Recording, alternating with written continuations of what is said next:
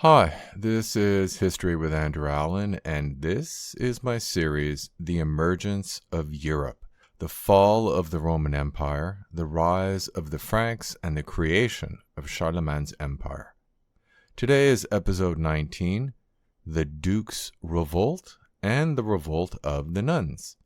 Before I forget, I include the names of the people I talk about and my sources in the description. As I explained last episode, when a civil war started between the Frankish kingdoms, the empire sent Gundobald to Frankia, hoping that he would claim the throne. However, after a battle between Neustria and Burgundy failed to produce anything other than piles of corpses, the nobles of the respective kingdoms decided that they were not interested in any more fighting. Actually, Neustria soon had its own crisis when Childebert died suddenly, although Fredegund was pregnant. When she gave birth to a son, Guntram promised to protect his nephew while taking advantage of the leadership vacuum to claim part of Neustria. Meanwhile, Emperor Tiberius had been succeeded by Maurice, who concluded that it would be simpler to bribe Austrasia to attack the Lombards in order to weaken them sufficiently to enable the empire to reconquer northern Italy. Unfortunately, the Austrasian invasion caused the Lombard dukes to unite behind Othari, the son of a former king. Deprived of imperial support, Gundobald gradually lost followers and was finally executed.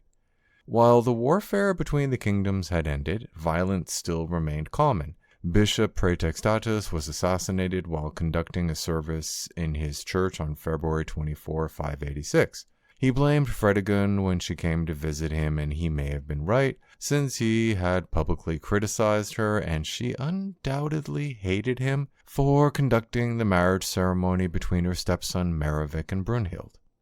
Busy with a campaign in Septimania, Guntram sent bishops to investigate, but they were not recognized in Neustria, whose nobles seemed to have become tired of dominance by the king of Burgundy. The campaign was a failure, so Guntram's army was weak, and he believed that Fredegund was trying to have him assassinated, so he finally accepted Fredegund's appointment as regent by the end of the summer of 586. Later that year, Childebert's concubine gave birth to a boy who was named Theodebert, and a year later, Childebert's wife gave birth to a boy named Theodoric, all before Childebert turned 17. So the succession was secure, and Childebert was old enough to rule on his own. Although Brunhild was no longer regent, she was still very influential. Not every noble welcomed that influence, especially the pro-Neustrian faction led by Dukes Ursio and Berthefred. The dukes planned to assassinate Childebert. Since the grandsons were toddlers, they would not be able to rule for more than a decade, so the dukes could rule the kingdom. Presumably, they believed that they could prevent Brunhild from becoming regent again. Actually, Ursio and Berthefred had already had a standoff with Brunhild when she had placed herself between them and her ally Duke Wulf, daring them to kill her in public. However, they had also recruited another duke, Roching, the Duke of Soissons, which had been the capital of Neustria until Guntram had taken control of the kingdom to protect young Clothar. Somehow, during the administrative reorganization, Soissons had become part of Austrasia. Most likely, Austrasia had resisted Guntram's blatant attempt to take control of Neustria and had seized Soissons. Roching was probably critical because it is unlikely that Brunhild or Childebert trusted Ursio and Berthefred enough to meet them without guards. As ever, the larger the number of conspirators, the greater the chance someone will talk. Clearly, someone talked, since Guntram learned of the plot and decided that he would rather deal with Brunhild's influence over her son than dukes who preferred an alliance with Neustria.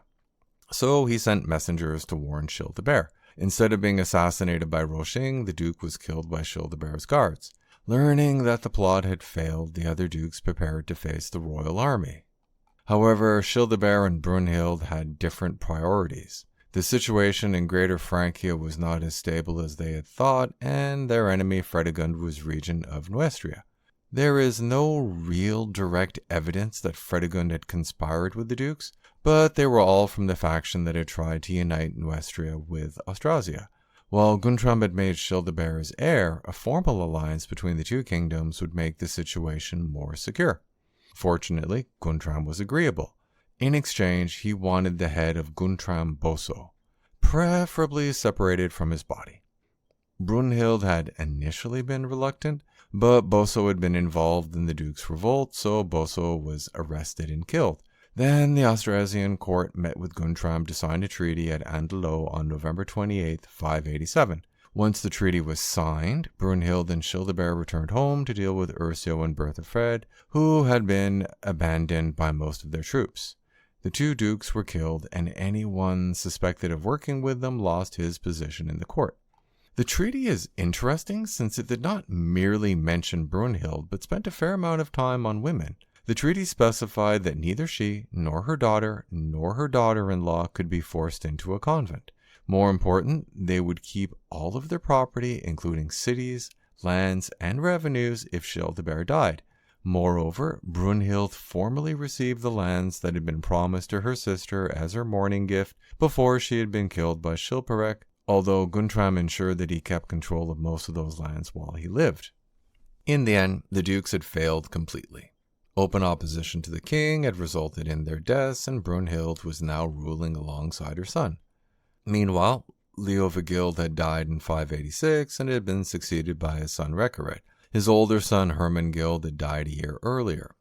Since he was not executed, it is unclear why he was killed. He may have had a dispute with a local noble who realized that he did not have to put up with crap from a royal son who had revolted. It is just as likely that his younger brother Recared had him killed to ensure that Hermangild did not return to his father's favor. Actually, the succession had not been automatic. Recared had needed the support of Goswintha since he had openly allied with her. Goswintha hoped to arrange the marriage of her remaining daughter Clodocinda to Recared, which would mean a marriage alliance between Hispania and Austrasia that would hopefully end Guntram's repeated invasions. However, the new alliance between Burgundy and Austrasia gave Guntram veto power over marriage alliances, so Bishop Gregory was sent to persuade Guntram. After considerable time and effort, the king finally agreed to the marriage. Despite Gregory's hard work in Frankia, events in Hispania scuttled the marriage. After adopting the Nicene Creed, Recared called a council at Toledo in May 589, and the council officially abandoned the Homoian faith. Goswintha was accused of conspiring to restore the Homoian faith, and she died soon after. It is unknown if she had killed herself rather than grow old in a convent, or she was old and she died, probably due to the stress. Natural causes are the most likely explanation, since she would have been quite old. Then Recared decided to end the entire alliance and married a Visigoth woman named Bado instead. Since the marriage alliance was over, Guntram could make one final attempt to capture Septimania. 2 separate armies marched in, but they did not coordinate properly, and thousands of Burgundians died. Faced with yet another embarrassing defeat, Guntram abandoned his plan to conquer Septimania. Given the size of Bishop Gregory's work, The History of the Franks, he likely spent much of his time writing rather than running his diocese. On March 1st, 589, the writing was interrupted by the need to deal with local matters. Or rather, a local matter appeared at his door when 40 angry nuns arrived, led by 2 princesses. One was Basina, sole surviving child of King Chilperic and his first wife Odovera, and the other was Clotilde, daughter of King Childebert. Like other inconvenient princesses, they had ended up at Fredegund's Holy Cross Abbey, which had been run by Fredegund's nominee Agnes. When Agnes died soon after Fredegund, the princesses had expected that one of them would succeed her.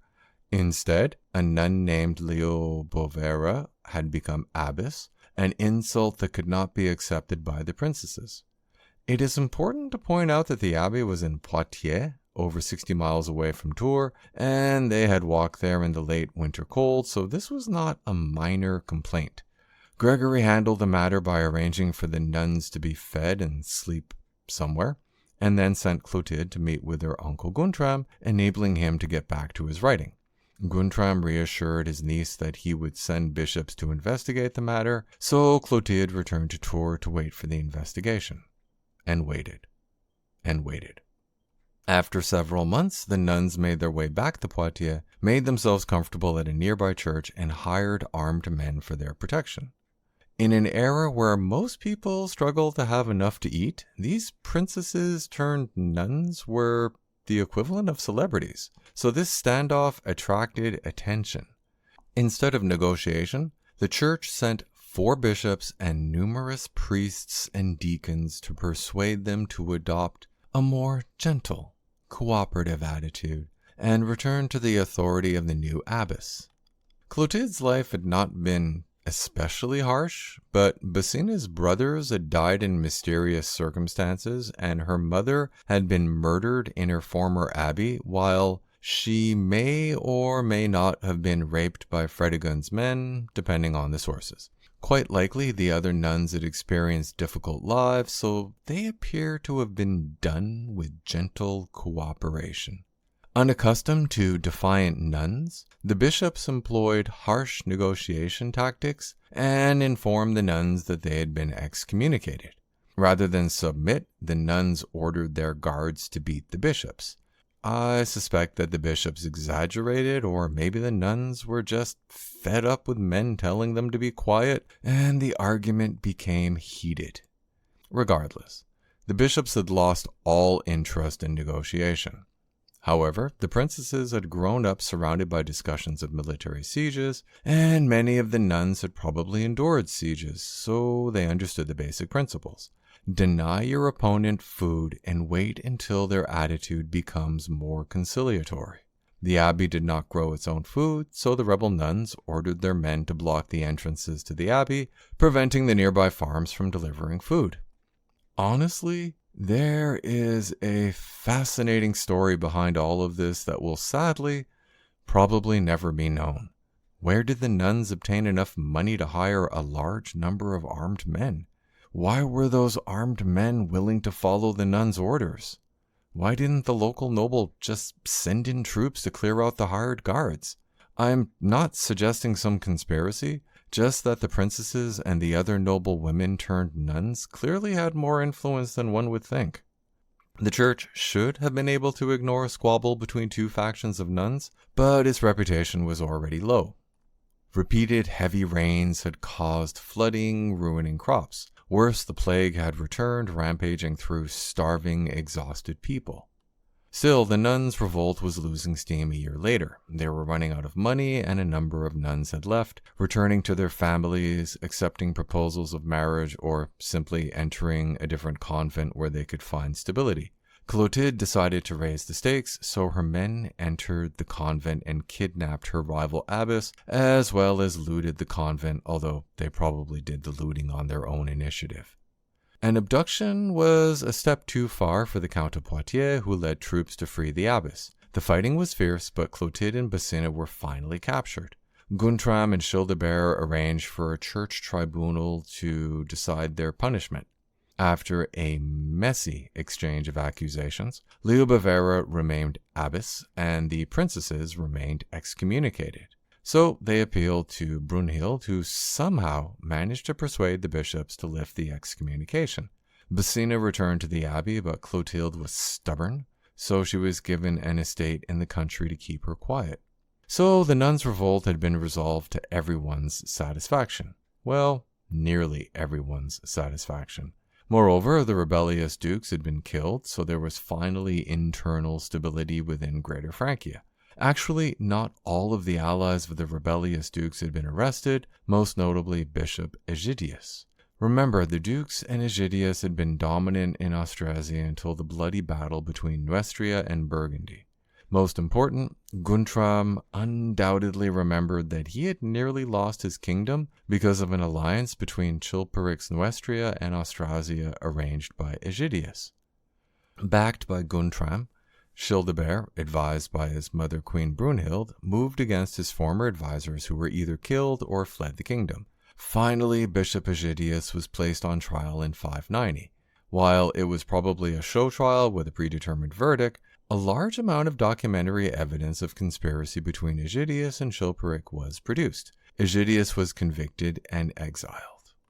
Guntram had less external stability. His lands bordered the Bretons and the pagan Celts. Still, the situation had been stable since Warwick, the leader of the Celts, had grudgingly paid tribute, until Guntram's repeated military failures in Septimania encouraged Warwick to raid Burgundy.